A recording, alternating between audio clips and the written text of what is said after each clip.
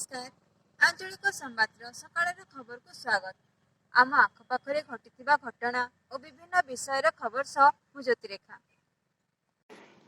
आकांक्षी जिला कार्यक्रम अंतर्गत संपूर्णता अभियान सम्मान समारोह राज्य स्तरीय समारोह कौशल कलामंडल पड़िया ठारे अनुष्ठित हो जायछि। एही उत्सव रे मुख्य अतिथि भावे जिला परिषद अध्यक्ष देवकी साहू, सम्मानित अतिथि भावे जिलापाल गौरव शिवाजी इसालवार जोग देथिले।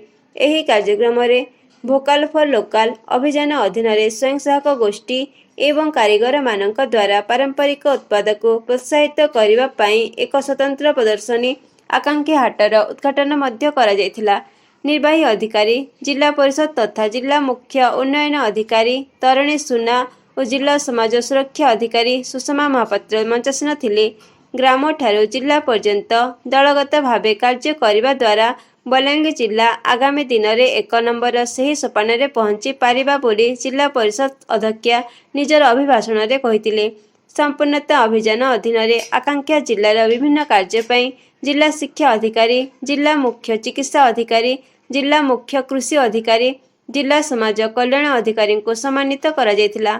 सेहीपरि सहकारी जिला शिक्षा अधिकारी बलांगीर प्रवीर कुमार पंडा, रीना कुमारी बेहेरा, सेवाश्री भोई, सहकारी गोष्ठी शिक्षा अधिकारी बलांगीर, गोष्ठी शिक्षा अधिकारी तुरेकेला, टिटलागढ़, मुरीबाहाल, बंगमुंडा, बेलपड़ा, पुईंतला, बलांगीर, आगलपुर, लोईसिंघा, सैतला, देवगाँ, गुड़भेला और विभिन्न विद्यालय प्रधान शिक्षक प्रधान शिक्षयित्री को मध्य एही अवसर में सम्मानित करा जायथिला।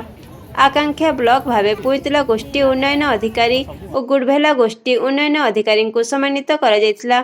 जिला समाज सुरक्षा अधिकारी सुषमा महापात्र धन्यवाद अर्पण करथिले।